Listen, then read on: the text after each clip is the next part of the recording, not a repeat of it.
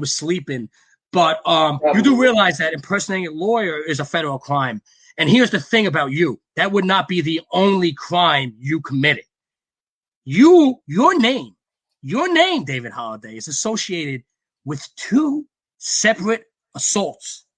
First of all, it's been publicly, Mickey Doyle will tell you right now, and you admitted to it in one of the green rooms, you hired Mike the Bookie. You hired Mike the Bookie to follow around Mickey, and Mike the Bookie beat up and assaulted Mickey Doyle. And you admitted to that. You said something like, because Mickey was on the run.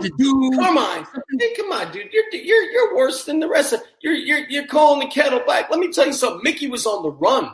I sent a professional out to look for him. Then you sent Jack Walsh. You sent a bounty hunter. You sent Han Solo, someone who's going to bring the guy back in one piece. You don't send Stallone and Rocky when he was still, before he was boxing. Before he was Rocky, when he was just an enforcer.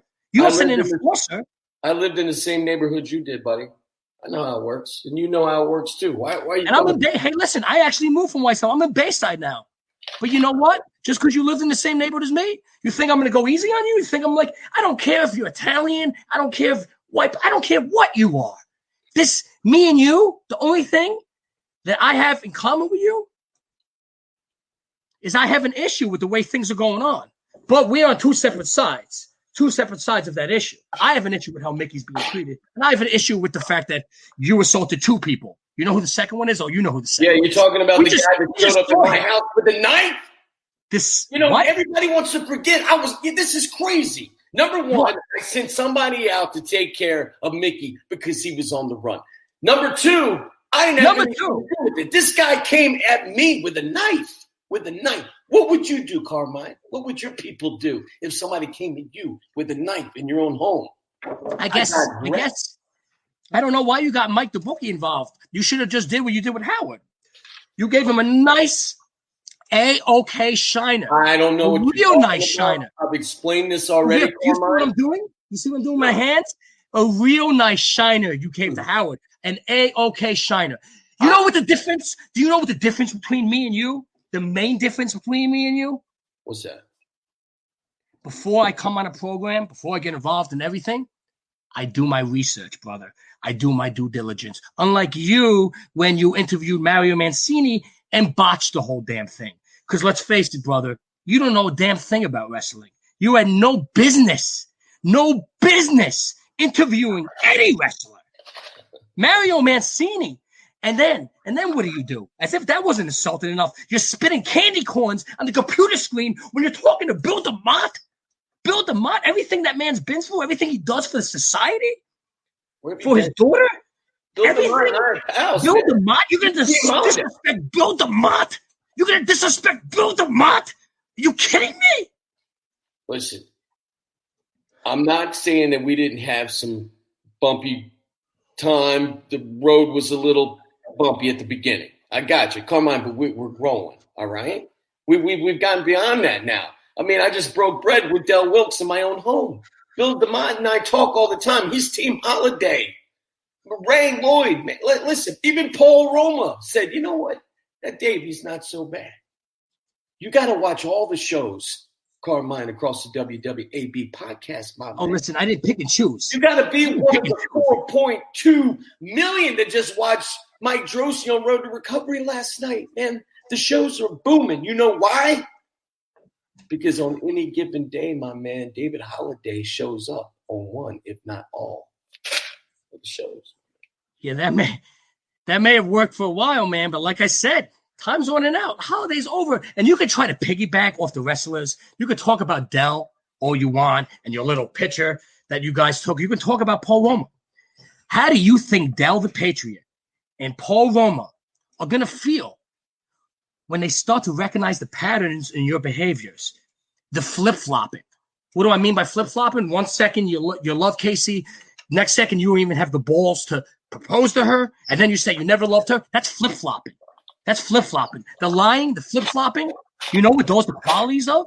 A liberal. You think Paul Roma and Del Wilkes are going to respect you when you're acting like a little libtard every week? You think they're going to respect that? They are going to get off of your train, and they're going to get this. Someone came at Carmine people with a knife, they'd be walking. I didn't read what that said. You're probably correct.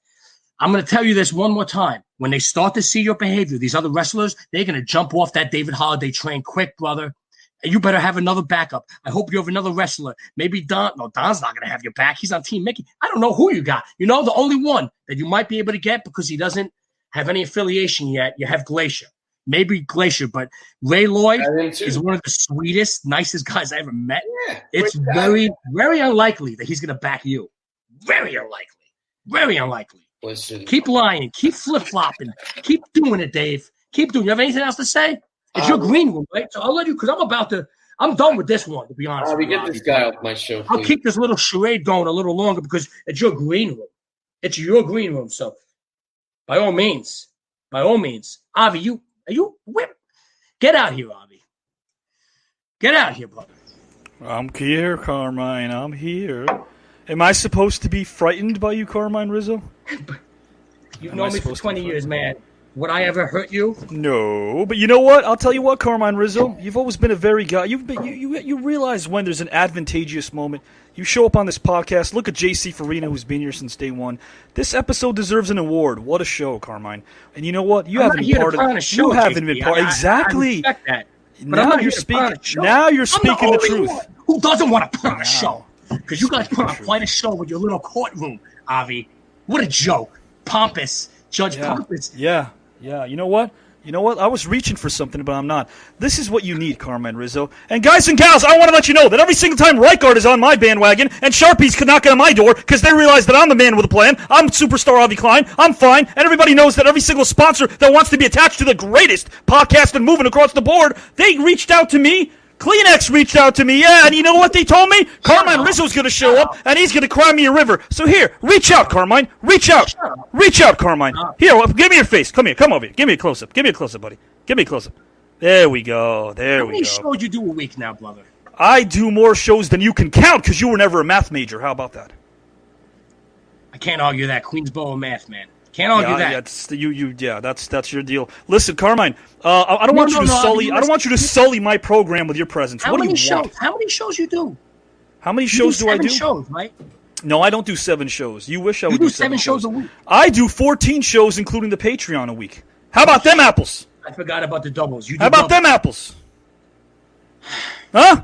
Avi, I think that's the problem, brother. You're exhausted.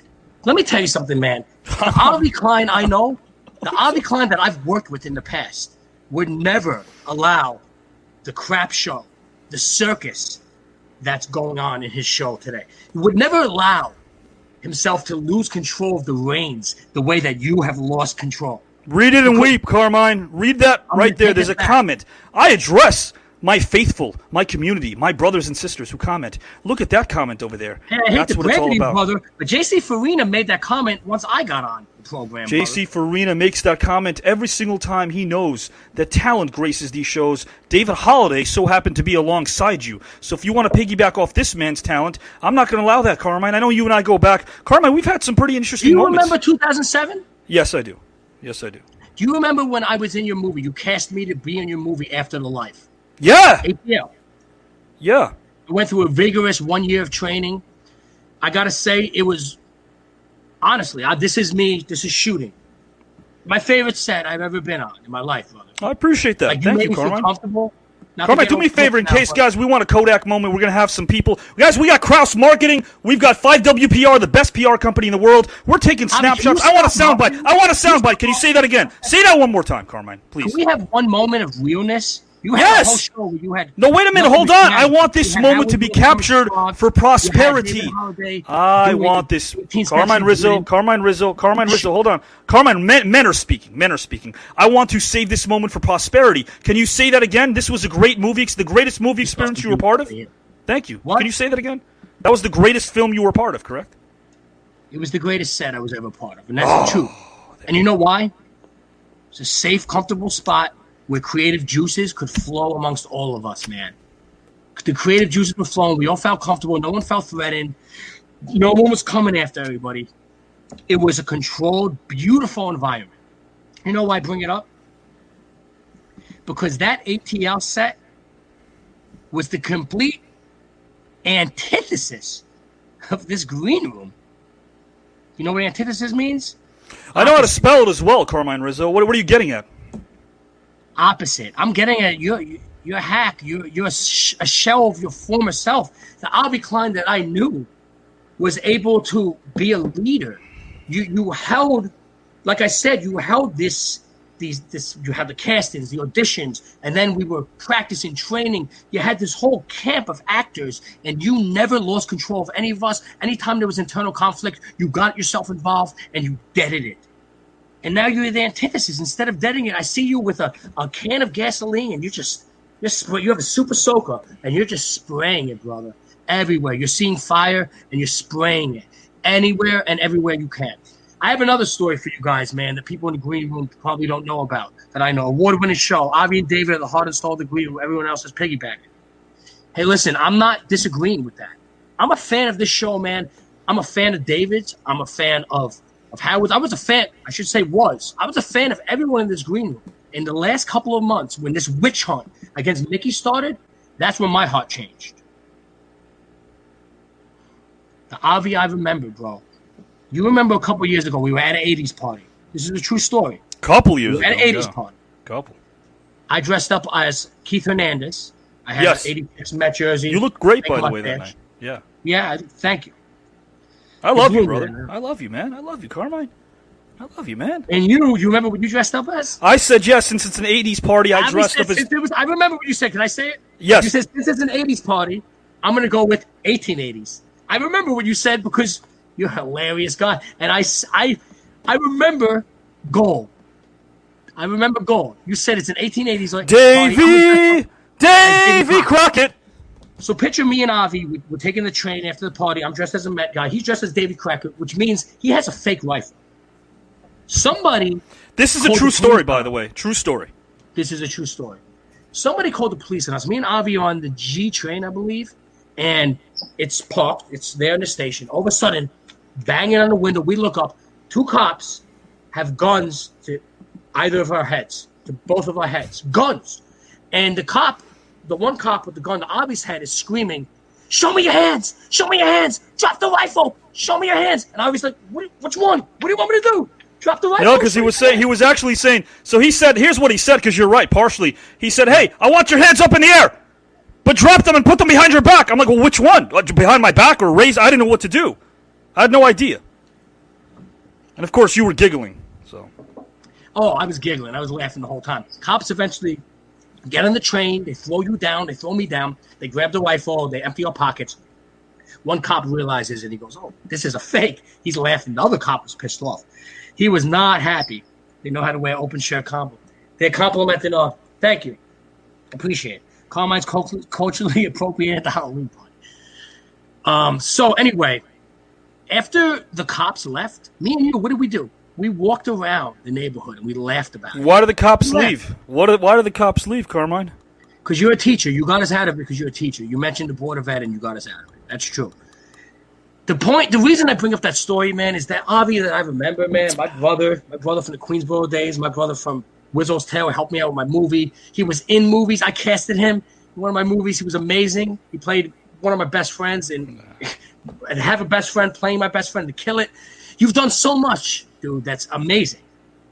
But the Avi that I remember from that time period was brave. He was a leader. He was confident. The guy that I see before me today is a shell, man. You look exhausted. You look like you lost your confidence, and you're trying to make up for it with this over-enhanced bravado. Carmine, I'm never tired, man. I'm up 22 hours a day. I got to tell you, charge me up with dynamite. I got the might. I can keep going, Carmine. I can keep going. What is your point, Carmine Rizzo? What is your point, Carmine Rizzo? You're losing your grip, bro. Your grip on reality. You're losing your grip on everything. And that's the only reason I showed up today, brother. Because, quite frankly, it's embarrassing. I'm ashamed for you. I'm disgusted. But this isn't even about you. What's it about? What's it about? As I said earlier, and it may seem ridiculous to some of you. I know how it looks, and I don't blame you. I know what you're saying. You're saying, what the hell do you care, Carmine? Who are you? You've been on 3 or 4 shows, and then you show up on this one talking the big talk. I only met Mickey. I think I did 2 shows with Mickey. And